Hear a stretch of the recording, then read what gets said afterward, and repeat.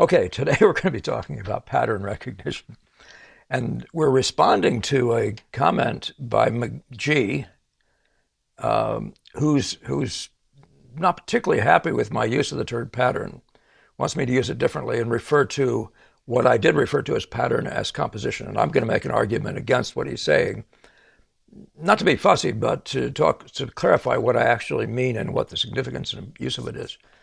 And then to extend the conversation into the whole idea of how important it is to understand patterns in the way I end that video talking, which is about the repetition game and how all that works.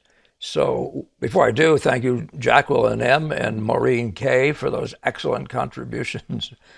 I said Maureen, Maura K. Maura, that's way above and beyond. Thank you so much. And you said, I hope all is well. Thank you so much for all of your wonderful videos. You're very welcome, everyone. All right. But thank you. Okay. And thank you all the rest of you for your sharing and all the rest of that.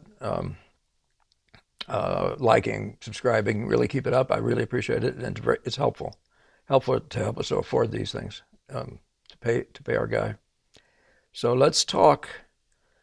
Let's listen to McGee. The title, he's talking about a video I made about patterning not too long ago, and I don't have its number right in front of me, but he says the title of your video is very misleading. Patterning is universally understood to mean repetition. What's being considered here is composition, specifically in this case within a circular frame. The way that academics play fast and loose with terminology drives actual practitioners mad. You're using the word academics fast and loose. I'm not an academic, McGee, so I appreciate it if you don't conflate me with one or confuse me with one. But I'm amused. That's use of terminology is important. I'm not my everything I'm telling you, everything I tell people, and here's what I've experienced and what I found beneficial in my own life as a painter, not from a book. Doesn't mean I haven't learned tons from books, but everything I've learned from books, I've put into practice. I know what it means, and when I talk about it, I know what it means in particular. And sometimes those terms are very specific to use, but they're terms that I use because they're the ones that were connected to when I first heard them. So the use is where all my definitions are coming from, not from a book somewhere, as an academic might. So I appreciate that. I hope you appreciate that clarification. Patterning is universally understood to mean repetition. There's an element of that that's true. There's a part of that that just isn't quite true. But what I'm going to be talking here is about pattern recognition, which means in the same sense as seeing how that repetition thing works in our kind of painting. And that's a pretty serious thing. And it's very different from the Greek vase and the other decorative uses of simple repetition. But he's saying that, but the one part I really start by disagreeing with you with is what's being considered here is composition, specifically in this case within a circular frame. So when I talk about pattern, you'll see in a second, I hope, that when I'm talking about pattern, whether it takes up the entire painting or not, composition is way bigger than that.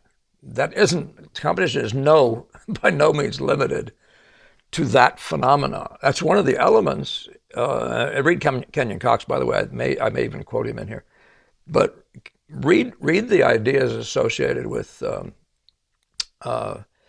design, and you won't find it limited to, for example, the patterns of darks and lights on a painting. That's by no means what composition is. I'm saying that to those people out there who are potentially being confused by the idea that that's composition. Composition is everything. I mean, it applies to just everything you can think of. And but there's 2D composition, pure visual data composition. But even when you're setting up a still life, the composition is, it's the colors of the clothes you put on somebody. That's part of the composition. So don't let that. Let's not go into a place like that. Okay, I'm just going to say that. Okay. So let's just talk about pictures. So this is the key thing. Well, actually, let me give you a quote or two first. You're taking that idea from Gamel. I suppose you are. I mean, composition, Gamel said, reduced to its simplest terms, is the agreeable and effective distribution twice, of light and dark masses over a given area. Well, that's totally reductive, right? It's the simplest possible terms. That doesn't even begin to define composition. But I will tell you this, that Gamel had this way of saying composition is essentially that. And then after that, there's this thing called design. Most painters don't work that way. Most painters don't think that way. I don't mind that, but composition is bigger than just the patterning. That's just, it's an element. It might be the first one you see. So if you want to call that the composition of a picture, I don't, but let's follow up, because Gamel himself is quoting Degas in the next minute. He says a picture, this is Degas talking, a picture is a combination of lines and colors that set each other off. Whoa, that's way different, isn't it? Lines and colors that set each other off. Not masses, not the distribution of masses on a page or in a rectangle. This definition is Gamel speaking, while by no means exhaustive, just as his wasn't by any means exhaustive, remains perhaps the one which best sets forth the fundamental characteristic of a picture, having claims to being a work of art. Okay, we're talking composition here. You know we are, right? So now we have two different things, very, very plain, right? And so if you're reading Kenyon Cox, and I would really highly recommend you read Kenyon Cox, The Classic Point of View, read the chapter on design. You'll find that he uses the terms intermittently, interchangeably, design and composition. He really does. I've worked very hard to figure out but he uses it rather like Gamel, which is sort of that big first impression thing. It's the composition and all this other, the little stuff that might make it all up is design, but he doesn't do that. He considers it far more as a whole. And there are useful ways to differentiate like that. I don't dispute that. That first impression from across the room is, call it what you want, There are painters like Ang and Millet I've quoted recently, talking about blurring your eyes, really darkening your eyes, or looking at your pictures in a dark room. If that abstraction is agreeable, then that's a good painting if that's well done. But does that end composition?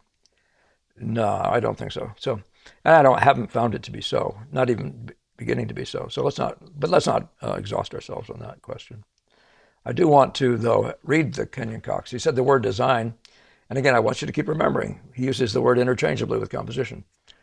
The word design conveys the finer and truer idea of an original guiding thought, a principle of unity, out of which the parts and details of a picture are developed by natural and organic growth. Design is arrangement, is order, is selection.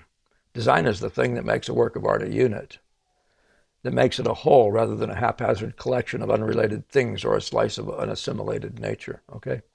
The relatedness of things, of course, is what we're going to be talking about today. The relatedness of things that make it into a unified a whole, into a unit, as he says. So I would recommend that you guys all read this chapter and think through what you mean by composition. I don't agree, by the way, with every single thing that Kenyon Cox is saying. I haven't found it, in other words, in practice, to work out the way he says. Among other things, I'm not a fan of his idea of the travel of a line. I find there are more advantageous ways of thinking of things rather like that, because there is eye movement. But I've seen it, it's easy to mishear that, the way he says it. And it's like so many things that are the written word, it's very easy to miss what he's saying and not understand it. I don't want to do this and be negative here, but I'm going to also say that I don't get my compositional ideas from his words. I get it from looking at his work and other people's work, and I find that there are things about other people's work that help me with what I call great design. They help me to grasp for my own uses what I consider great design. And he's not a bad designer. I'm not going to say that at all, but he's not the guy I've ever picked as the guy. So let's look at him to see how design works. Jerome, much more so, which he may have studied with Jerome. I can't remember if he did. Now, so we're going to talk about this issue of pattern. So if you'll just bear with me for a second, this is that crucial thing. The pattern and the conflating of pattern and composition, or the excessive separation of the two. Listen to what these authors say, Eva R. and Godfried T. Toussaint, from an essay called What is a Pattern? I think it's maybe part of something larger, maybe a book. But this is what they say. Similar terms often used for the word pattern are shape, form, and gestalt. The psychologist Garner used the term pattern to mean gestalt and writes, in general terms, a gestalt is a form, a figure, a configuration, or a pattern. The Oxford Dictionary defines form as the visible shape or configuration of something. Something? Me? This figure? This shape? Is he saying that? Well, that's what I was obviously pointing to when I was saying pattern. I was pointing at a shape in the same way precisely that he's using it here. The psychologist Gibson argues in his paper titled What is a Form? That much more precision is needed in the definition of such terms if they're going to be useful. I'm back to that question of what useful is. I do everything from usefulness, right? I'm not interested in the theory in that limited sense of the word. Your brain is always working on theory in a sense. But we're talking about usefulness for making a great composition, for example. He laments the fact that the term form is used by different people to mean different things and by the same person to mean different things on different occasions. Well, that's what we're dealing with, McGee, and for all you out there listening, that's what we're dealing with here, and it's a real thing. According to Gibson, shape, figure, structure, pattern. Now get this, order, arrangement, configuration. Those are words for composition, right? Plan, outline, contour are similar terms without distinct meanings, right? There's the word pattern side by side with shape and with outline and with contour and with words that effectively are saying composition. This indefinite terminology, and that's why I'm saying don't be so quick to worry about what the word is. Grasp the idea, and if it has usefulness for you, great. And if it doesn't, great. I mean, whatever. You got to work with what you can work with and make something work out for yourself.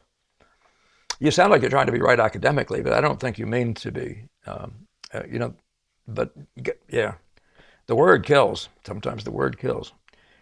And by the way, this is a very interesting essay in lots of ways, lots and lots of ways, covering as it does music and mathematics and stuff. I teach composition from a logic point of view, which is very much in the class of what pattern is related to, in the way I'm going to begin to talk about it here, too, especially. So this, he says, this indefinite terminology is a source of confusion and obscurity for philosophers, artists, critics, writers, even worse for scientists and psychologists. And so, but then he goes on to say, in the designer world of interior decoration, textiles, and fashion, the words pattern and design are often paired together. And here pattern is defined in rather specific ways. The Random House College Dictionary lists the principal definition of pattern as a decorative design. As for wallpaper, china, or textile fabrics, composed of elements in a regular arrangement. To pattern designer Louis Day, the word pattern denotes an ornament, and specifically ornament in repetition. That's the way you mean it. But you can see just based on this conversation, which is really digging in, unpacking the word pattern, you're going to find that the use I'm making of it isn't an implausible use. I'm merely saying that so you've heard it. But now what I really want to do for people and to expand this is to talk about, it's just to take, as it were, the second half where I didn't unpack. I just referred to the idea of repetition being a game, that thing that we also mean by pattern, and treat it as if it were everything, okay? And just talk about how it plays out in a painting. I still don't mean to say, I'm not going to treat it as if it were everything, because it isn't. But it is a very significant source of unity in a picture. So, but his point is, he says pattern is in fact the natural outgrowth of repetition. Fair enough, okay? You all can read that. I'm sure I'll get critics who will say I'm misreading him. Again, I'm living in a world of what I'd call the usefulness thing. So here you are looking at what could be a plate. It's a design by everybody knows but me now. The Czech designer.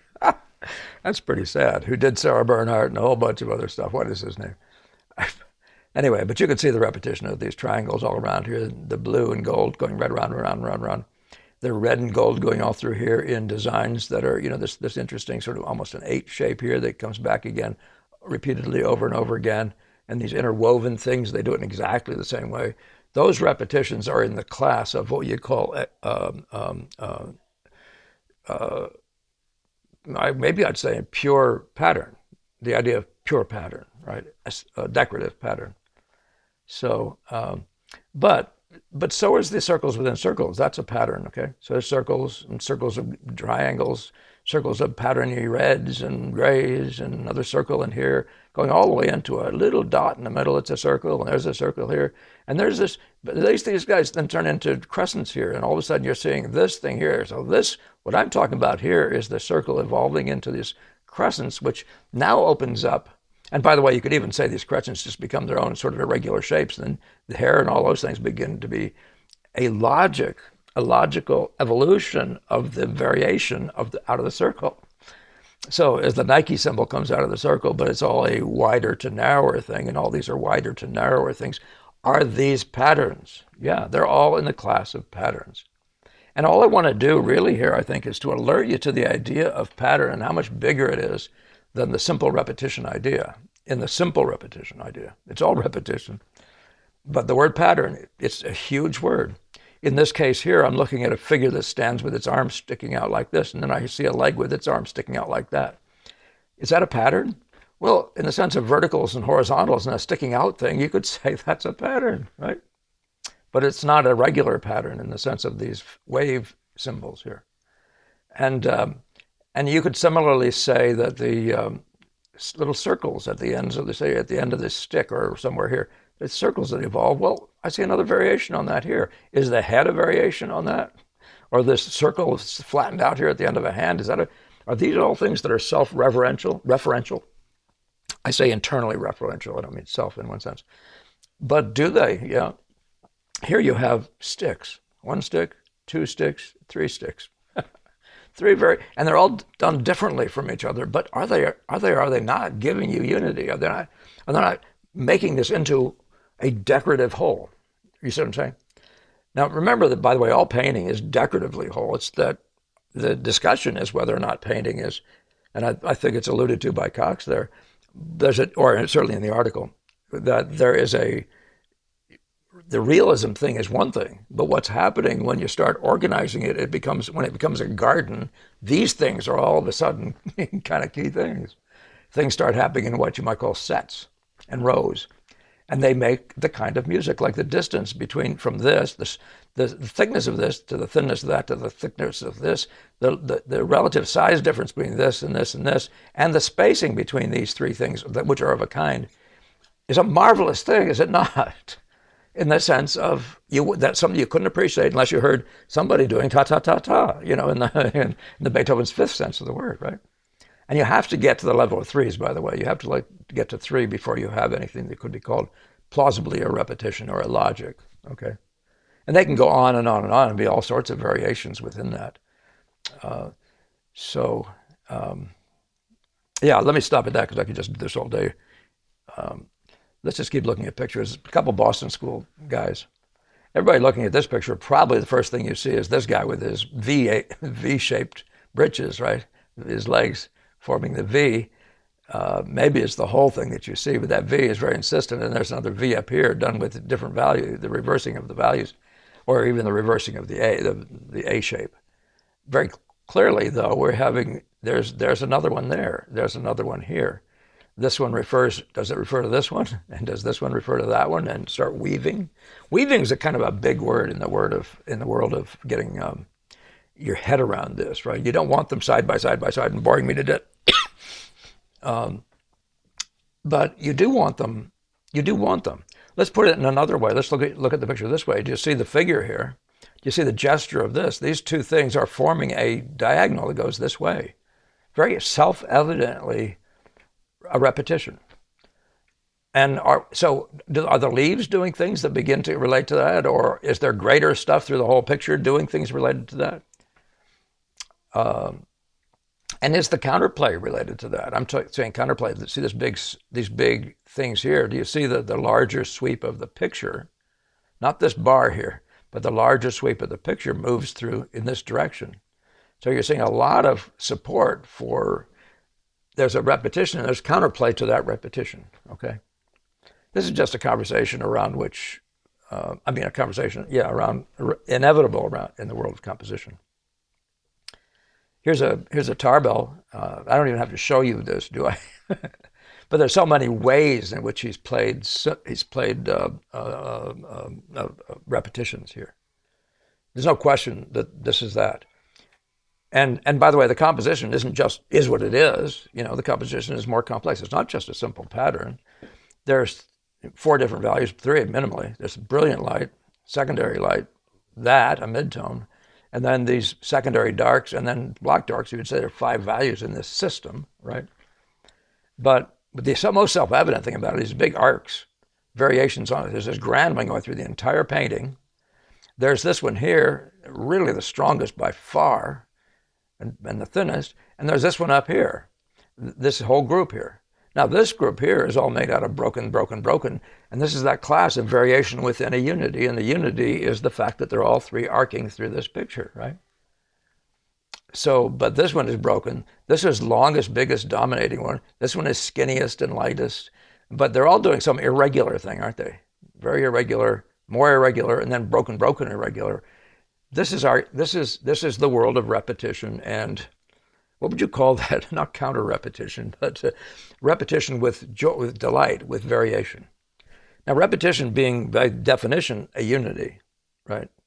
We're doing these things because they're just so cool together. They all form one unit, but the variation is so important, or we're going to all be bored to death, So how there's a movement from sort of a simple, sudden, clean contrast to a more broken one, to a blotchy one traveling along the same way, that we are just,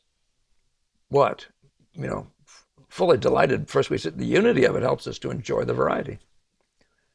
So once you grasp the melody, all of a sudden all these things that are happening through the melody in the next variation,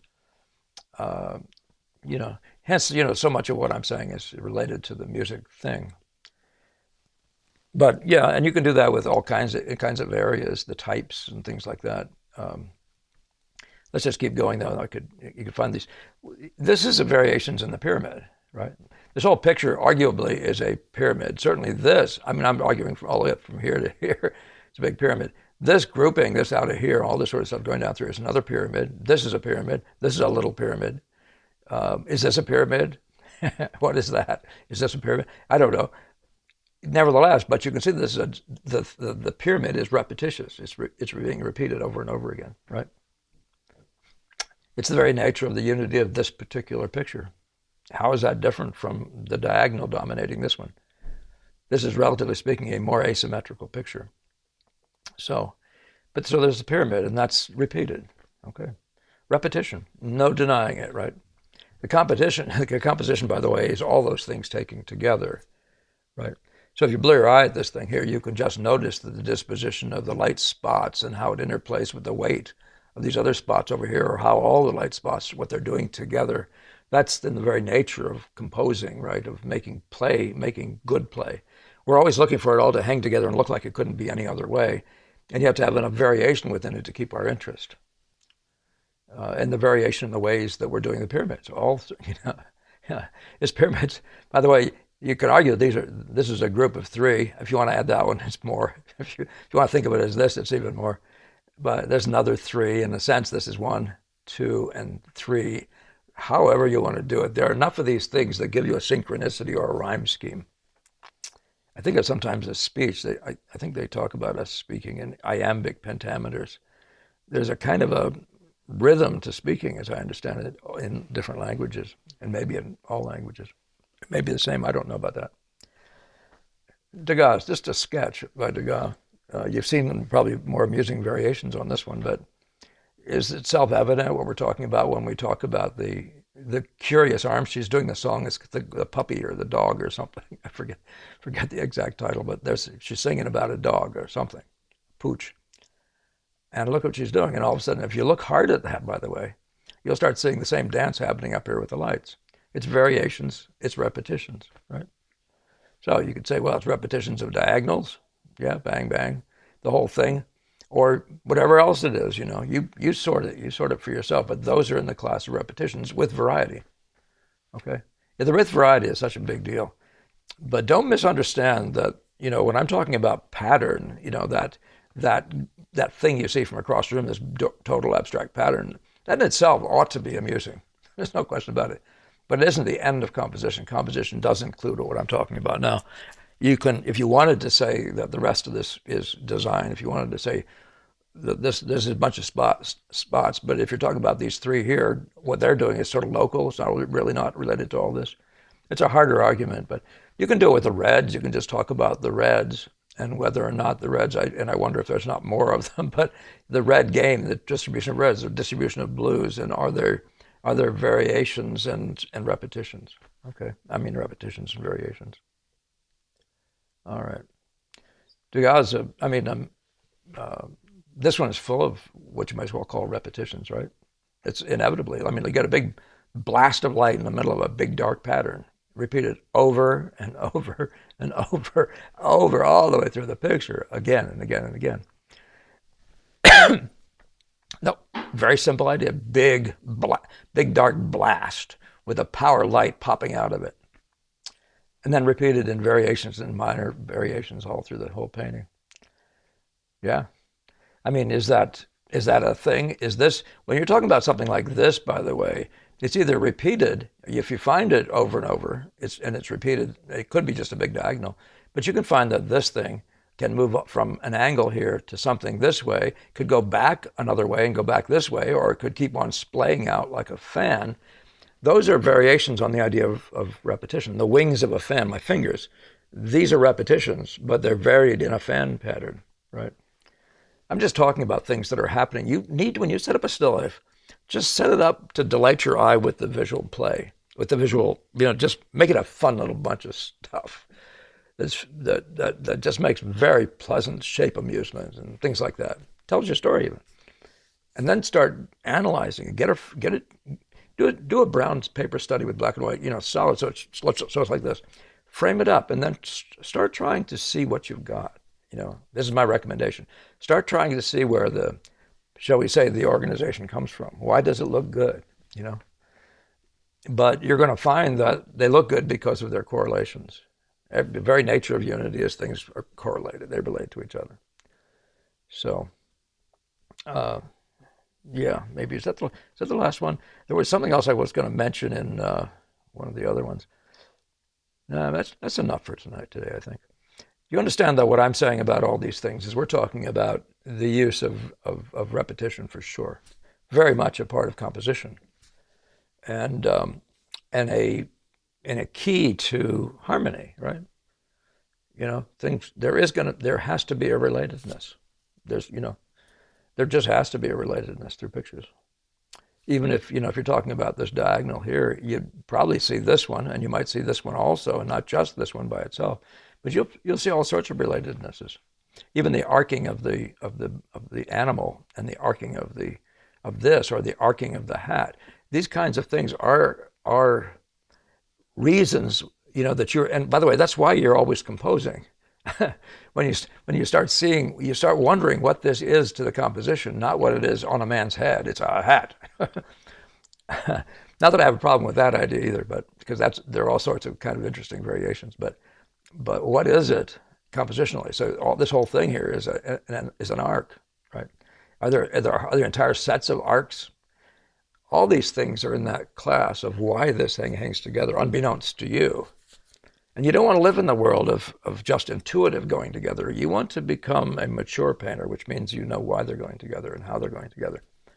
And repetition, things picking up other things by being of a family type with them. The greens picking up the greens, or even the textures. Look at the wiggles in the water, or the texture of the water, going with the texture of some other part of the picture. And how do these things play? But it's because of corollaries. It's because they have something, if you want to say, in common. So you could look at Degas all day and others as well. But I better end it at that and see if we get any kind of conversation out of that. But don't misunderstand me. I'm unpacking this one simple idea called patterning, so it's not misunderstood and misconstrued. This is not the summary of composition. I mean, this picture done is a composition, but just the fact that it's dark and light patterns does not make it a composition, even if it's in a circle, right? I'm saying that composition is far more than that.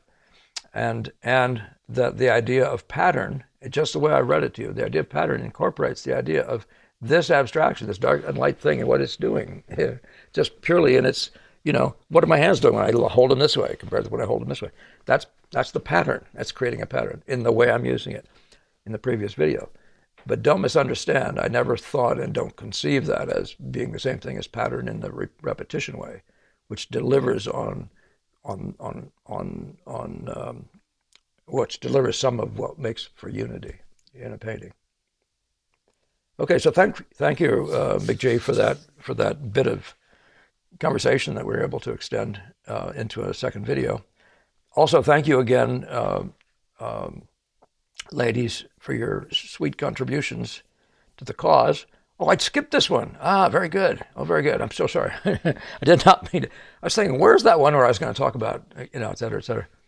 But I can't miss this one. So let's just do this here. You can see what he's doing. This is the game. Degas is almost so transparent that you wonder how it can be missed so easily. But you see the series of games. He's got the green games. These are repetitions, right? He's got the white games, we call the little smears of white, and the way they play, this one's way over here, these two together, these crammed together in a big bunch. You could say a 1-2 mass, groupings. So that's the way you do things when you're working with repetition. We're trying always to go past the idea of simple repetition. That's boring, right? So, but what you're seeing here is this whole set of the pattern of the legs, right? Well, what is that about? Well, there's a big sweep to it for one thing, right? Oh, yeah, there are many sweeps. Look at all the sweeps out here. This whole thing is a series of sweeping values, sweeping forms. The intermittent colors. Look at the intermittent reds, just like the intermittent reds down here. But you see all these things. These are all in that class. Degas is just simply saying, don't you see? Don't you see? It's just, this is all it's about. This is the entire game. Once you reduce it down to being a visual music, this is the game. And you're just looking for relatedness. And what does relatedness mean? It's like or it's in contrast to. Those are the kinds of things we're talking about. You could talk about the big flat area, which is this. You could talk about the more formy area here, and then another version of the formy area. Again, think in terms of threes, or more. You could talk about just this group of stuff, this group of stuff, and this group of stuff as being the three most formy groups. And if you see if a painter's been in the room, they will have a great appeal once you see them that way, once you see them in their, shall we say, repetition, but in their relatedness, okay? So, yeah, this is like a textbook, though, of how to entertain me, producing the variety with repetition, right? Which is very different from the idea of pure repetition. But it's always that. It's always more of that. And he even talks about it in some of his notebooks. I remember him saying at one point, we have to do 2 or 3 of these things in a row. What was it? I can't remember, but he was talking about that. He had some idea of this already, of doing that to create the idea of repetition. So, yeah. You think it through. Anyway, this is a great note to end on. Okay, and last but not least, Mr. Producer wanted me to be sure to mention that we are doing an intensive workshop for pastel and oil painters in London. And that's coming up. I think our dates are May 19th through June 14th. It's a four-week thing. Is now open for pre-registering. You want to be sure you get your reservation in there quickly. He'll have the rest of the information online if you need more than that. But that's the main thing. It's been set up today. As of today, you're going to be able to pre-register. Man, I'd love to see you all there. So many good friends over in that area. All right. Until next time. Have a good painting week.